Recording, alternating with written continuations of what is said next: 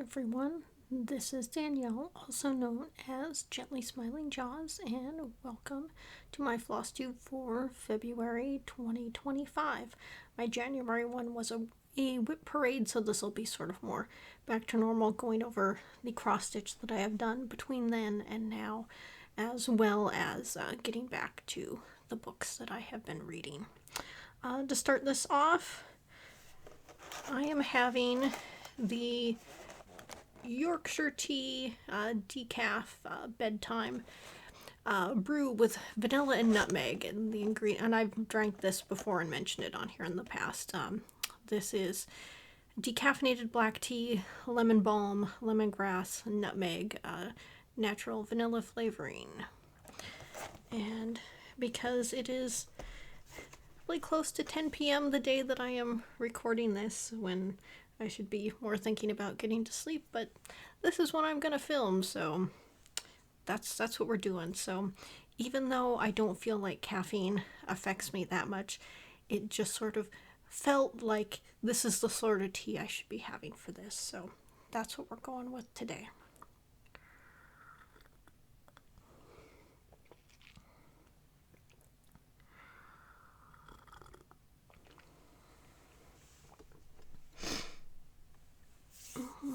Okay, let's see. I guess to start off with, I'll just mention that I will put down again in the description. I don't remember whether I managed to get it in on my whip parade. I hope I did, but I will make sure I've got the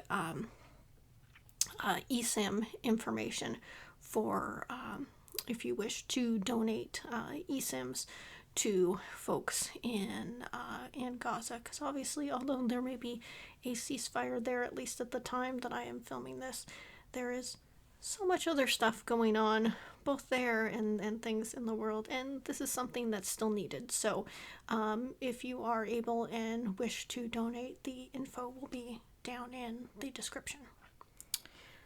All right, so I'm going to go through what I have stitched on since my last Flosstube, which was the whip parades, because since I showed everything in that, anything I had stitched during January up until that point was in the whip parade. But since then, the first thing I will grab is the Put a Bird on It sale, hosted by EJ and Sheila from the Sunshine Stitchers, and the pattern is Modern Folk Embroideries Put a Bird on It. And this is a sale that started in December 2024 and is running through December of 2025. And you know, where I am now may not be sort of exactly all that I'm, supposed to finish, because obviously you can, although the pattern was divided up by EJ, people are going around, doing the areas that they want to do, and I'm sure that there may be kind of more that I need to do, but this may be where I leave it for February and then come back to it in March. So this is where we are at now. And I'm once again thinking maybe I should adjust my light a bit more. One moment. Okay, let's try this. Now I know I've got some glare on my glasses, but one of these days I'll get my lighting right. But I feel like you can see the cross stitch better now, and that's what I'm going for. So here is where I am at currently. This fabric is an Ada from Banana Oil Fabrics, and I'm just using a DMC block. I am doing 2 over 1. Normally I would do 1 over 1, but there, as I've shown before, that was my little test that I did of 1 over 1 and 2 over 1, and I decided I like the 2 better, and that's what I'm going with.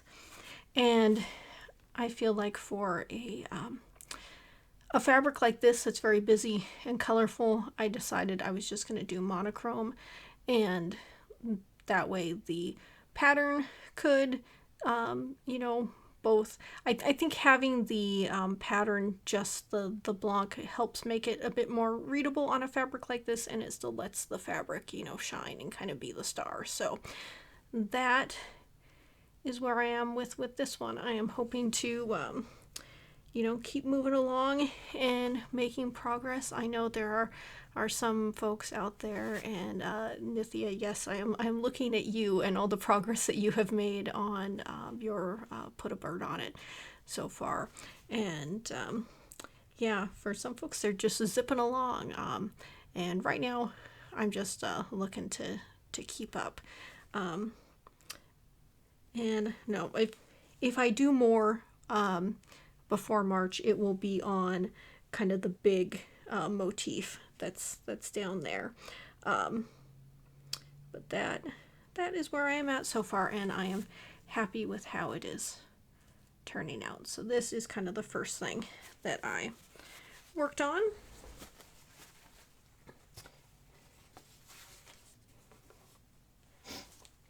Next up, and this is something I'd like to work on it more this month, considering it's Black History Month, but I worked on the Freedom Motif sampler from Shaded Stitchery. I actually worked on this on Election Day. I sat down on my couch, I turned on my TV, I promptly turned my TV back off again, and put in around, I think, a bit over 600 stitches into this on that day. So I am using the called for colors, and this is on Fox and Rabbit Duxbury. A Duxbury that is doesn't have the modeling that you sometimes see on pieces. I have a piece that does have the modeling, and this one does not, but I think it works well. So I managed to put in you know, a considerable amount from where it had been, but obviously I have quite a bit more to go. Let's see here.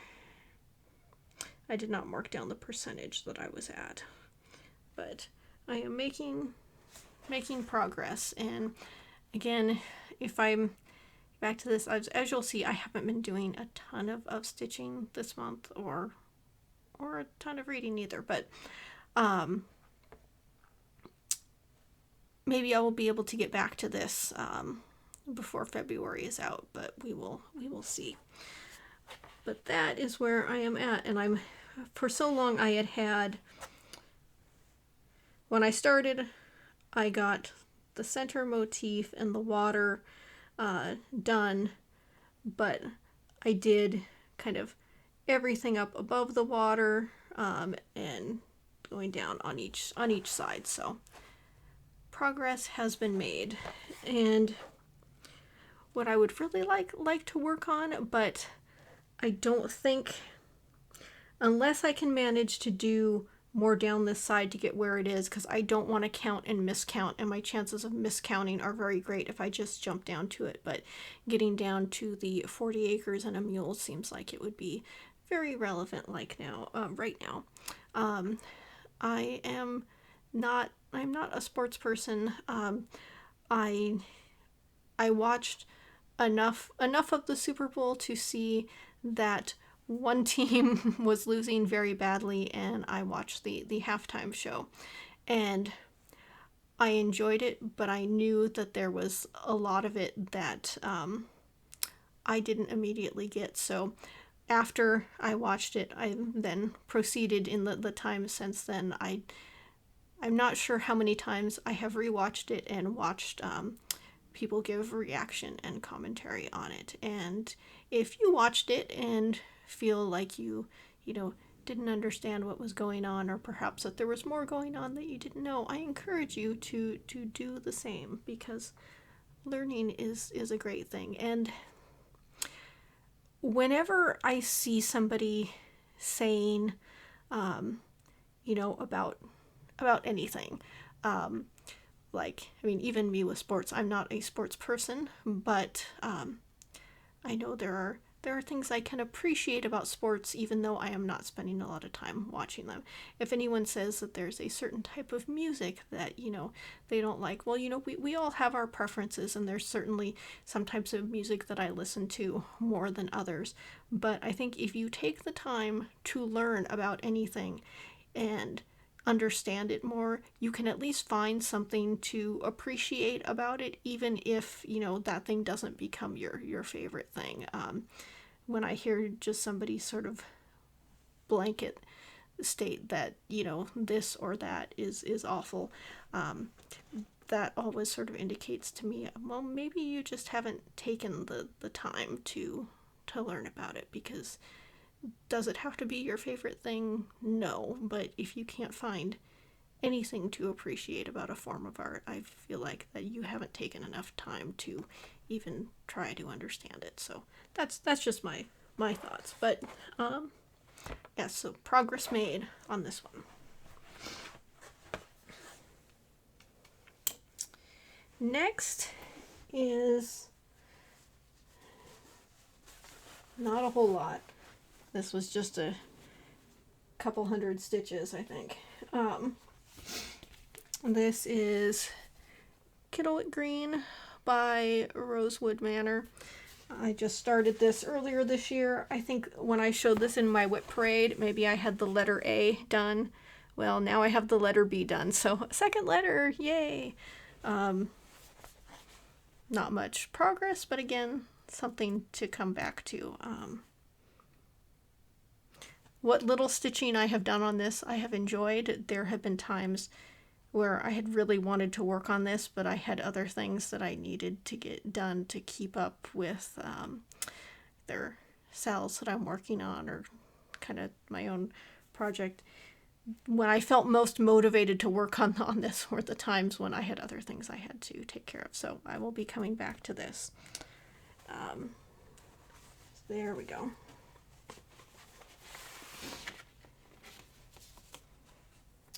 Next up is Stitch for Pride 2025. I still have not made more progress on Stitch for Pride 2024, but I'm trying to keep up with this year. So up here, this was January's. Down below is February's for, there are my notes here. Had such, let me try and say that again. Had such, it's too late. I shouldn't be trying to record this now. And at first I thought I was going to carry the yellow down into this one, but I ended up taking the reddish color instead. These are flosses from Dying for Sass. And with these, I am trying to kind of do them as close to the beginning of the month as I can, because I figure if I, when the month's pattern first comes out, if I can kind of jump in there and tackle that pattern and make some headway, that will be my best chance of staying on track. And I'm happy with how things are turning out so far. I am using fabric and floss from Stash, and not the ones that are called for. The ones that are called for looks great. I was trying to save some money at the time, use stuff from Stash, and also with the floss I was unable to order that because there were only so many packs available and they were out of stock by the time I saw it. And although they were restocked later, by that point I had sort of already committed to doing it from Stash. So that's where I am on that. And I think that February's pattern was 855 stitches.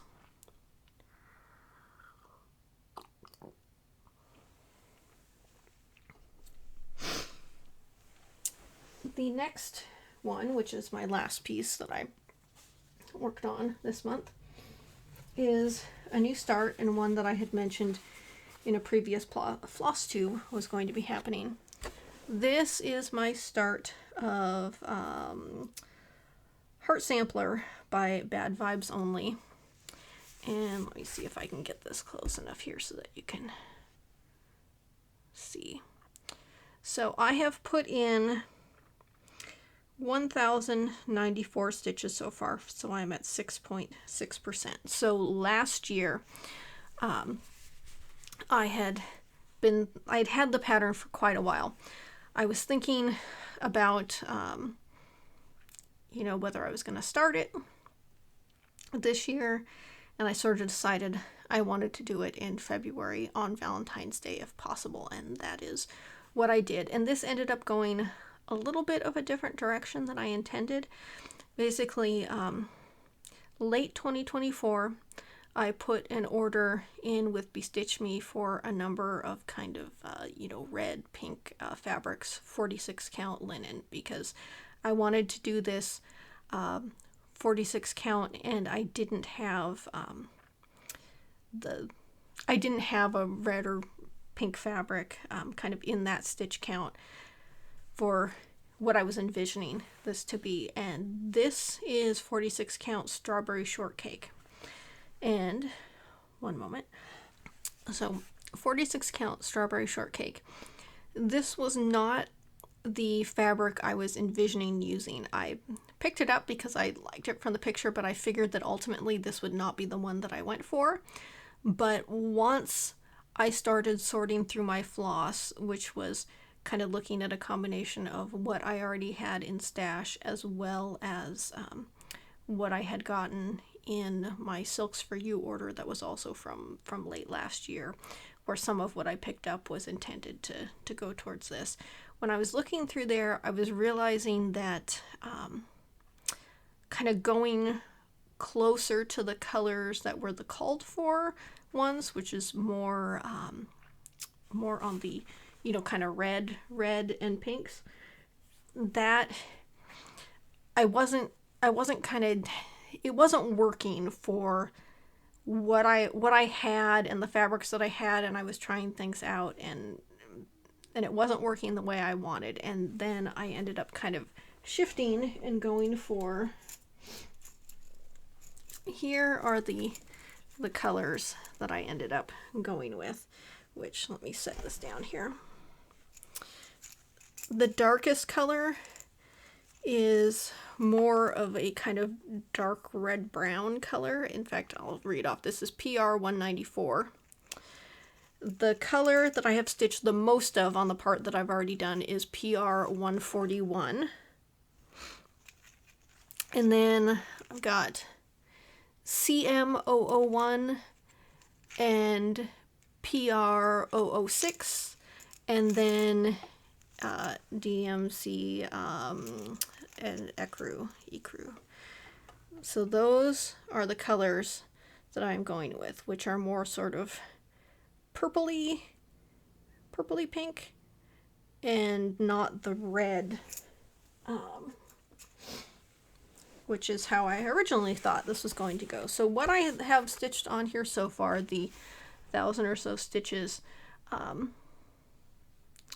all of those colors are in here somewhere, and, you know, not necessarily used in large portions, but I wanted to get them all in there, and so far I am happy with how this is turning out. So got just this per corner, got about half of that rib cage area done, still have stuff to fill in, but making progress. I've sort of figured that on, you know, unless it's a really small piece, if I'm starting on a piece, I've been trying to get like 1,000 stitches in, because that feels like I'm getting a kind of good enough start that I feel like I've made at least somewhat of a dent. So that's where things are at on this one.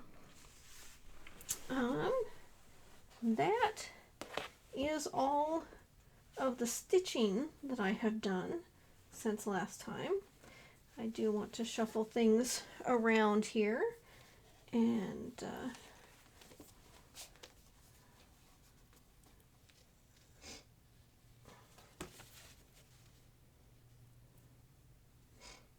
one project trying to steal the needles off another.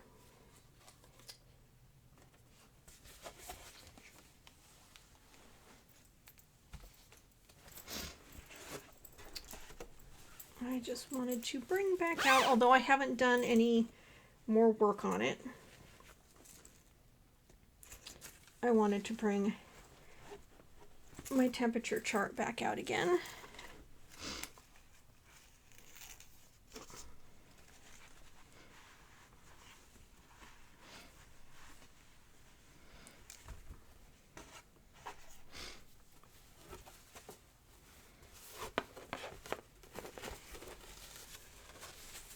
So a reminder of that's my temperature chart based on my snake Bandersnatch that I had, and if you would like to stitch this yourself, there is a video that I posted earlier this month where there is a link to the pattern, which at least as of now is just freely available to download. So in case you want to stitch a snake temperature chart during the year of the snake, you are welcome to do so. Okay. Okay, so the next thing I wanted to talk about was a little bit of stash that just arrived today, as well as Nashville Needlework Market. I've said in the past that normally I sort of stay away from the Nashville Needlework Market pre-orders because I am very much a, I want to use PDFs, I want to use my tablet. I think with Cittlewick Green, although I've barely started since I went through the whole process of getting a big, multi-page chart into Pattern Keeper, I figured that, well, I could go for patterns if needed, and really what sort of broke the seal and made me decide I was going to place orders. Nashville was looking at the Rebel Stitchers pattern for Nashville, which is called Disagree, and you may have seen this already. This is one I have already placed my pre-order for. I'm placing my orders through Top Knot Stitcher Shop, but it's a kind of Quaker designs on it and says, we can disagree and still love each other unless your disagreement is rooted in my oppression and denial of my humanity and right to exist. And that's something I very much agree with, even if it may not be things having to do with my own humanity and right to exist. If you're doing that for people that, I care about, or even just people in general, it's, I feel like there are many things that can be, that you can, disagree on and still be friends, but when the disagreements are big enough that they have to do with, human rights and things like that, it's at that point that, no, there's a line. There is a line for me. So that was the pattern that got me to place my pre-order, and there are a few more. The other one that I have, well, there's a few things, but the ones that I want to mention are that one, Grounded in Chaos by Shaded Stitchery, which has text that says, I protect my peace, I listen to my intuition, I check in with myself, I am more than my thoughts, I know perfect doesn't exist, I give myself grace, I will slow down, I feel all the feelings, and I make mistakes. And that seemed like a good, pattern to pre-order as well, even though, my preference is definitely for the PDFs, but I sort of feel like, I don't know, some of these I felt like if they were patterns I was going to buy, it important to me to pre-order them, to yeah, it was just something where it felt important to do the pre-ordering, which is why I am doing that. The other one, which I have not pre-ordered just yet, but I was waiting for it to show up after seeing, you know, some teasers. It's a 2-part pattern, a collaboration between Stitchy Prose and Bendy Stitchy, and it is called Follow Me, and has this nice border on it and says, weep not, my friends and family dear, I am not dead, but sleeping here. When you come my grave to see, prepare in life to follow me. And yeah, that one I'm waiting on, and it looks like there is also a Dinky Dies pack that you can pre-order as well. So I'll have to look through stuff that has come out and decide exactly what I'm getting. But those are just a couple of the patterns that I saw that I wanted to make note of in my Flosstube. And yeah, so that's sort of what I've got my eye on for Nashville.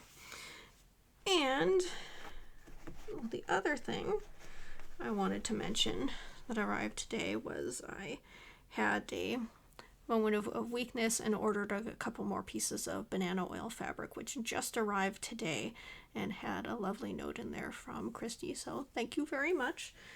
And I picked up 2 pieces of 18 count Ada. One being this one, all the purples and pink there. And then the other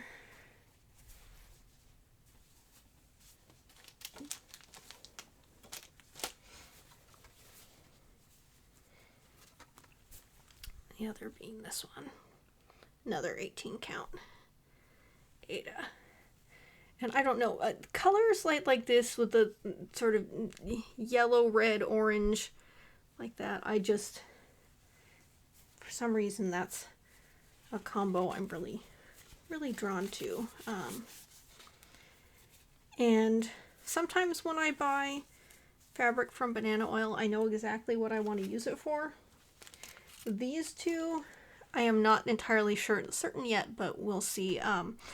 What I might end up doing is kind of similar to my put a bird on it, is do something where the stitching is a monochrome color, and just kind of let the fabric do its thing. But yeah, I'll have to decide exactly what I'm gonna do. But it's always lovely fabric. If you have not given Banana Oil a try, you know, check out what's up on the Etsy, and if there's something that calls to you, give it a try. The other thing, and sorry for the sound here. Okay, now that I've got this out of its bag, this is one of the fabrics I picked up when I placed that Bestitch Me order. This is a 46 count Interstellar. And the reason I picked this up, and I'm not quite sure when I'm going to start this yet, is some time ago I got the pattern Menagerie, A Garden of Whimsical Beasties by Kathleen Taylor.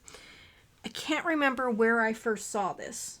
It might have been on Instagram somewhere. I'm not entirely sure, but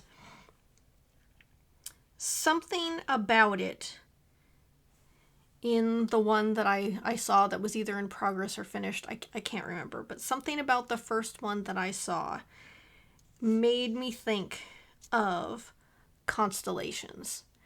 And so I've been wanting to start this one for a while, and when I finally do it, I decided that having something kind of galaxy looking like this Interstellar fabric is what I wanted to stitch it on, and I think I am going to stitch it in TMC Blanc, probably either the Blanc or the Cru. I will figure that out once I am closer to starting it. But because I have kind of enough going on at the moment, I'm not ready to start it just yet. But that was why that fabric was purchased. So that is sort of on the horizon for me. All right, I think I can tuck this away now. Okay, so that's my stitching for the last month or so. I think it's about almost exactly a month from when I did my when I recorded my whip parade. So it's been about a month. I really haven't done a ton of stitching. I mean, obviously I stitched because I showed you what I did, but I haven't done a ton of stitching. It's just been my motivation to stitch has been pretty low. I mean, I obviously have stitched, but I just it hasn't happened. In fact, for the put a bird on it, there's the monthly Zoom, and I had fully intended to join that Zoom. I made it to the first one, and I made it to the January one. When it came to the February one, I got home from work that day, and because I'm on the West Coast, you know, I knew it was already into the Zoom, and I felt sort of mentally exhausted, and I just wasn't ready to make that happen. So I hopefully next month I will be back in there. It's just these last few weeks have been a lot, and my motivation to do a lot of things has been very low. And in fact, for books, which is what I'm getting into now, so this is now onto the book portion of things. I think for my reading, two things were affecting it, both the state of the world in general and the fact that in January I since I use Storygraph to keep track of my reading, and also I have my reading journal, which I am behind on actually putting stuff in, so I have to get back to that at some point. Again, motivation to do certain things has been low, but I joined a challenge that Storygraph had, because it's like, oh, it was a reading challenge to, you know, read every day in the month of January, and it was like to track either, you know, reading 1 page or more, or 1 minute of an audiobook or more, like every day in January. And like, I can keep up with that, and if you completed it, you were entered in for some prizes, like I think there was a gift certificate to bookshop.org or some other things. And so I signed up for that. I did it, but I feel like doing that, even though it was a very, there wasn't, you know, a lot that had to be done each day, you know, very minimal requirements to meet, but just having that, you know, pressure on myself to make sure I was doing it each day, it did one of those things where as soon as I tell myself I have to do something and it becomes a chore, I don't want to do it anymore. So when it got to the end of January and I completed everything, sort of two things happened. One, I had made reading a chore for myself, even though it was a very low-level chore. And the book that I was reading, which I'll go ahead and mention now because it was the one book I did not finish. Maybe I will get back to it someday, but for now it's not. At the time, I was reading or listening to the audiobook of Tender is the Flesh by Augustina I can't read my own writing. I will have to put the stuff up on the screen because I cannot read what I wrote for her last name. And I only made it through 39% of the book, and it was a combination of I had made reading a chore.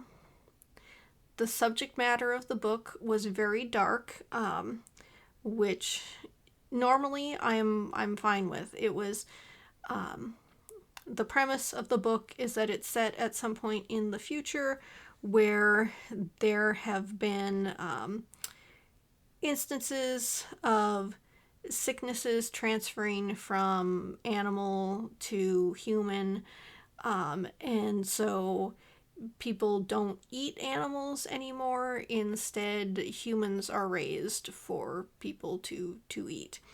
And I knew all that going in, and thought, I read books with dark subject matters, it'll be fine. And I was curious to see how things went. But with the combination of all that plus everything going on in the world, it was just too dark, and I felt like not reading in general, and especially not wanting to read something that dark when all I had to do was turn on the news, and every day there's some new awful thing happening. So I'm just like, I'm not gonna finish it. It was coming up to the time where the book was going to be returned to the library anyway, and so I just let it return, and someday I may go back to it, but maybe I won't. It's nothing against the book itself. It's just, for me right now, this was not the book. So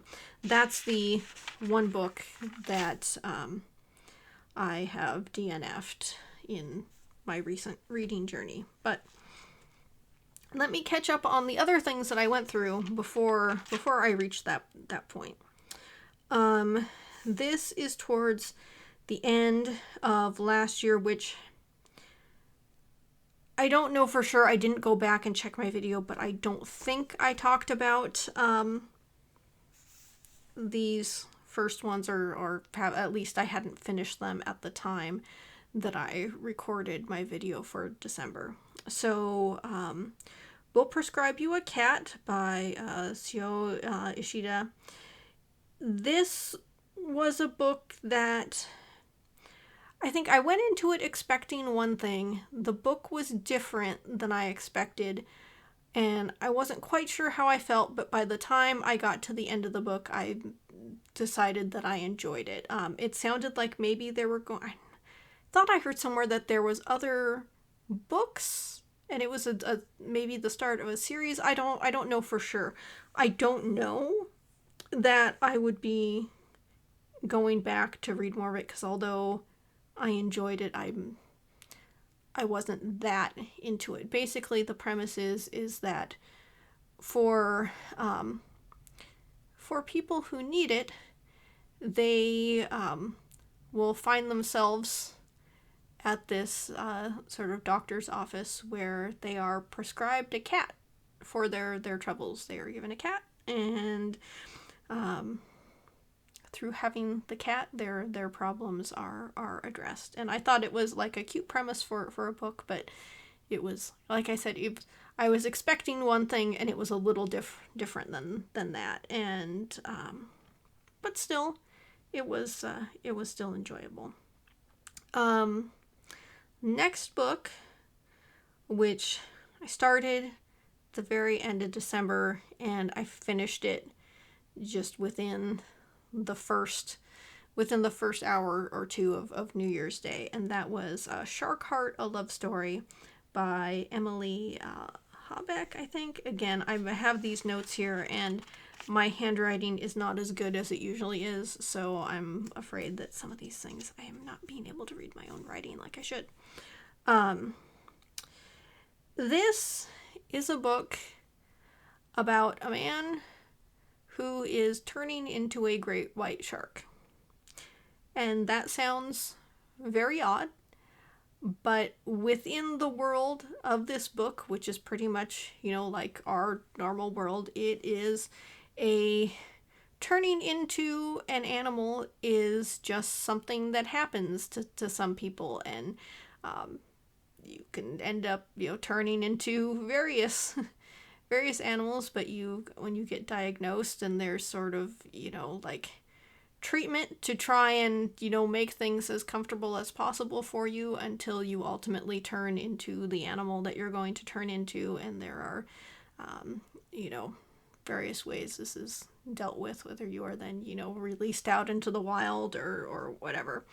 And this is a book where, after I went through it, I was, kind of going and looking up people's reactions to this, and it seemed like for people who read the either physical book or ebook, it sounds like that the formatting of the book is kind of off-putting to some people, that some of the chapters are very short, and sometimes it sounded like maybe there was just like a sentence or a short paragraph on a page, and then the next thing's on the next page. And I know part of the book, part of it is like, your standard novel, and then part of it is sort of written like a play. But I didn't have any issues with, the formatting throwing me off because I was listening to the audiobook. The book has a number of sections to it. I liked the first section the most, the one that focuses on our main character slowly turning into a great white shark, which, for it could be... The turning into an animal could be, seen as for, someone getting cancer or having dementia, or, plug in the illness of your choice there. And so certain things about it, as someone who had, lost my father to cancer, there were certain things about this that I liked. And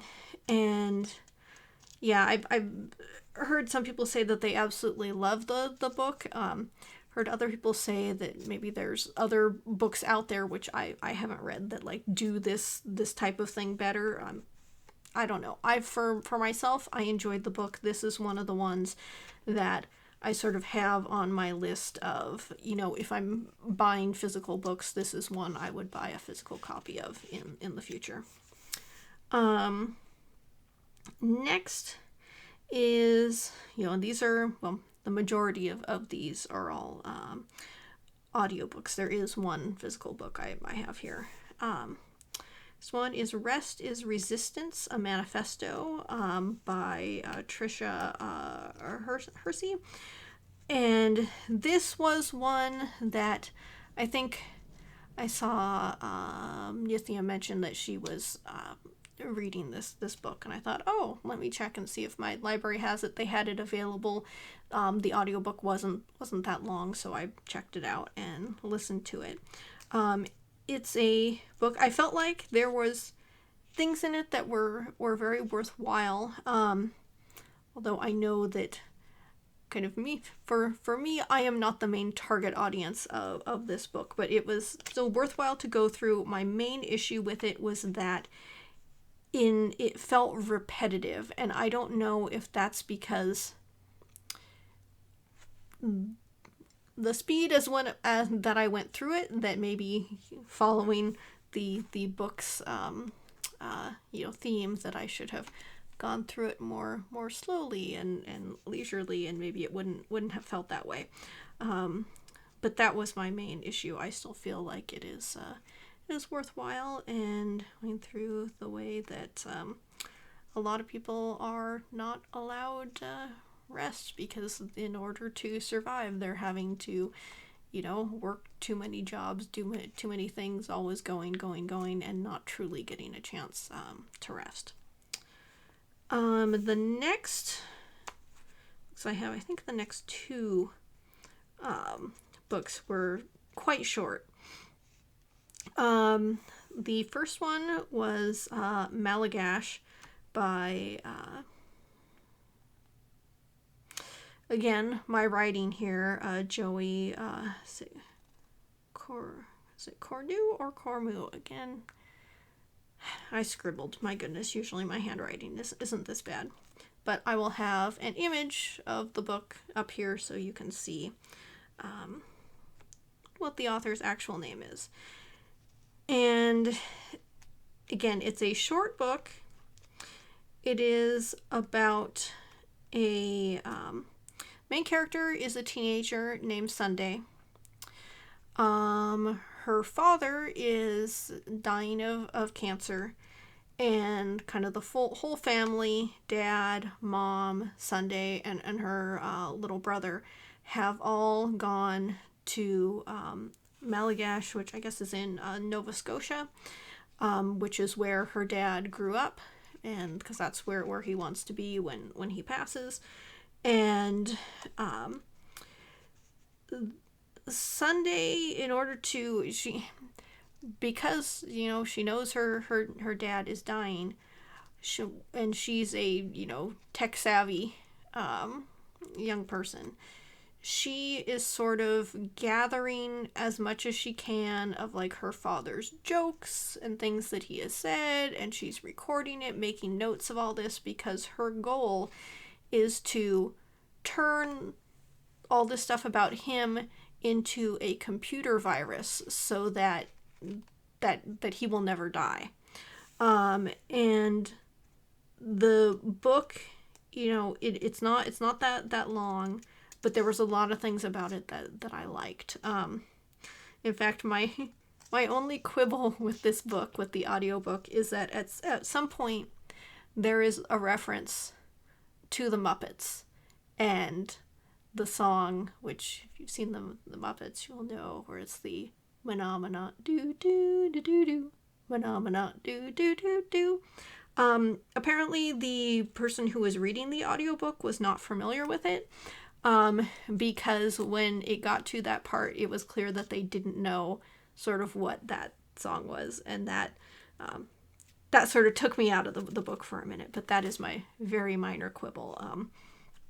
Other than that, for a short little book, I thought it was very good, and the relationship between Sunday and her little brother, I liked a lot.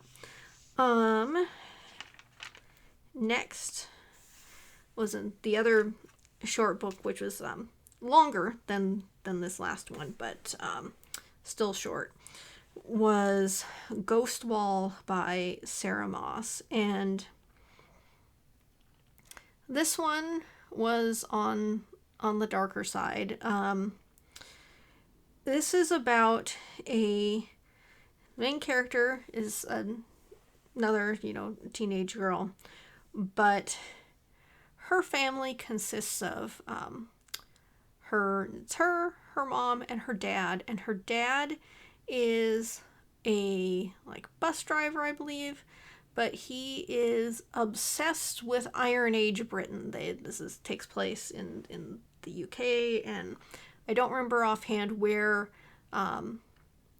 they live, but her dad is, obsessed with this, so he is using his vacation time to drag their whole family to this place in the north. I think it's in the north of England, where they are meeting up with these anthropology students who are doing this whole thing of, kind of living like ancient Britons. And this is like her dad's thing, and he is all in on this, and he wants everybody to do this authentically.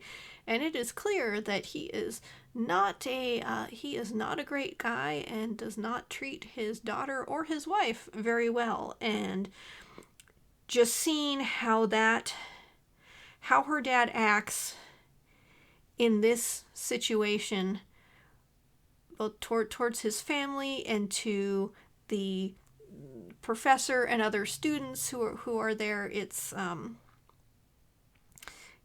interesting read, although it is dark.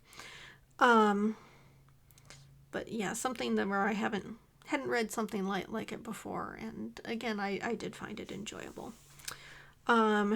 The next book is very much a departure from these other books, and maybe this is more the sort of thing that I should be reading right now. It was actually a recommendation to me from a coworker, and the book was Vera Wong's Unsolicited Advice for Murderers by Jesse Q. Sutanto. And I think this is also the first in a series, and so I may go and look at what other are available. This is I don't normally read mysteries, so I don't know if this would fall into the category of a cozy mystery. It was certainly, more lighthearted, even though it was a murder mystery. Our main character, Vera Wong, she is a widow, and this takes place in San Francisco, and she has a tea shop in the Chinatown area when she lives above it. And so, she's a widow, her husband has passed, her son is, he's an adult off doing his own thing, and she thinks he's not filial enough, not paying enough attention to him, and she is very lonely, and there's not many people coming to her tea shop. And then one day, it's like her tea shop gets sort of broken into, and there's a dead body there. And so she sort of takes on trying to solve this mystery herself, because it's something where she's onto it, and she's finding a new purpose in life by doing this, and the sort of various suspects, she's sort of becoming friends with all of them and trying to sort out what has happened. And it was, again, funny and lighthearted, and it was the sort of thing that I think that right now, if I am reading, I probably need to read some more things like this to as a change from all the stuff going on in the world right now. So yeah, that one I quite enjoyed, even though this was quite a bit longer than some of the ones I've been reading recently. I think the audiobook was like over 10 hours. But yeah, that one was fun. Their book, the one that I started at the beginning, pretty much the beginning of the year, and I still haven't on and finished it, is I pulled out my old copy of Crystal Singer by Anne McCaffrey. And I don't remember how many years ago I last read this trilogy. This is the first book. But I felt like reading it again, so I pulled it back out. Still got a bit left, and not that it would take me all that long to do it, but again, by just having a bit of a resistance to reading right now. I've been trying to get myself to kind of pick it up, read at least a few pages before falling asleep, but recently that hasn't happened, but I need to get back to it. The gist of this book is that our main character, Kilishandra Rhee, she has been training for many years on her home planet to become a singer, and so she's put in all this time and all this effort, and then there's some tests that she's doing, and her teachers tell her that she has this unpleasant burr in her voice, which means that, well, you can still do, this kind of lower level work, but you're never going to be this, star singer that's going to have any of the top positions. And she is mad that she's put in this much work, and, nobody had told her prior to this that, there was this potential issue, and if she can't have that, top spot, she doesn't want to do this anymore. So she sort of leaves the school or conservatory where she was training, and is trying to decide what she's going to do, and in the process she runs into somebody who is something known as a crystal singer. And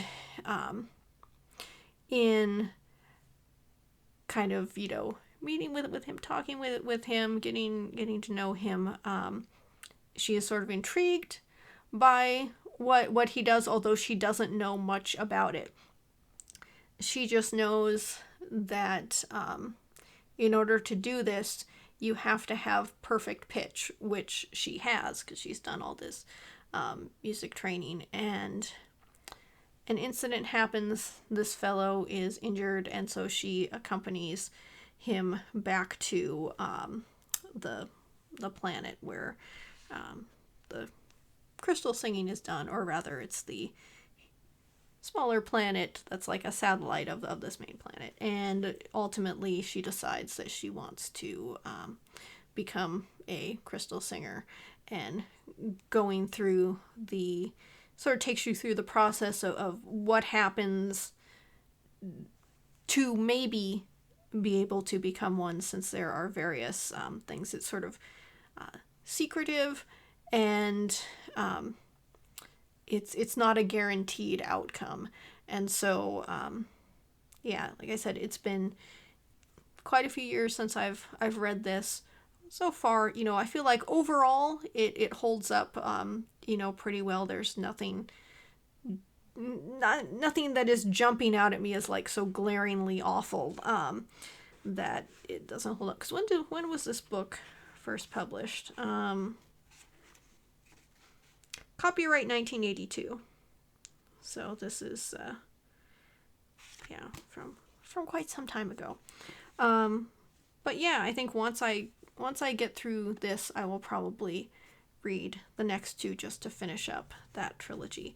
I have also, I know I have around there, probably tucked away in my storage, the various Pern books that Anne McCaffrey wrote, those the Dragon Riders and all that, and those are ones I have not revisited since I read them like back in high school. I don't think I have read all of them, because I think more came out after I had stopped reading. Maybe it was her son writing some books as well. I know that she passed away a number of years ago, but yeah, those are ones that I enjoyed at the time, but knowing how many books there are, I don't know that those are ones I want to delve back into and try and reread right now. There's just kind of too much. Yeah, so I think going forward, finish this. I don't know, since I'm sort of allowing myself to take a little bit of a break from reading, maybe I finish this and then kind of go from there. I've had a couple library holds come through, and it's been stuff that I've been not feeling like. I'm like, I don't want to read that right now, and I've been pushing the hold out and letting somebody else borrow it. Another one popped through later today where I think, again, I'm going to push that one out, because although it's something I'd like to read sometime, I don't think it's the sort of book I want to read right now. So we'll see. But that's where I am with my reading. So I think that is it for this Flosstube. Hopefully by the time I do one for March, I will have done, more stitching, have more things to show, have things from Market to show. Maybe I will have started something from there. We will see. I think that is it. I'm gonna do my best to edit this to get this up in time for the last Sunday of this month, but I do have other things going on, so fingers crossed. We will see if it happens, and I think for now I will end this video and look at getting some sleep, which I should have done some time ago. So thanks so much for watching. If you have made it through the end of the video, and if you worked on something while you were watching, I'd love to hear what you were working on. And The only other thing is that if you've seen at the beginning of my videos, I've started adding in some little critters. I don't have names for my new little crocodiles. Let me grab. I will grab one of them here. I'm still thinking of names for these little fellows. Are we gonna get them to? Come on, focus.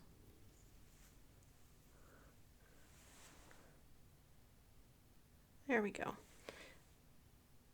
Bring in little crocodiles.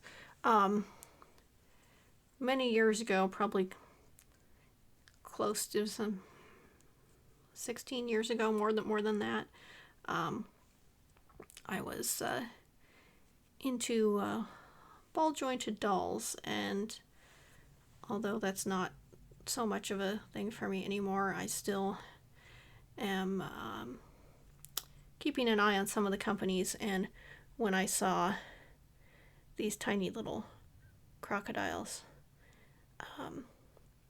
given that my channel is Gently Smiling Jaws, which is from the poem from Through the Looking Glass by Lewis Carroll. How doth the little crocodile improve his shining tail, pour the waters of the Nile or every shining scale, how cheerfully he seems to grin, how neatly spreads his claws and welcomes little fishies in with gently smiling jaws. And so when I saw these, I had to grab 3 I have. I like these little guys in particular. I've got, there we go,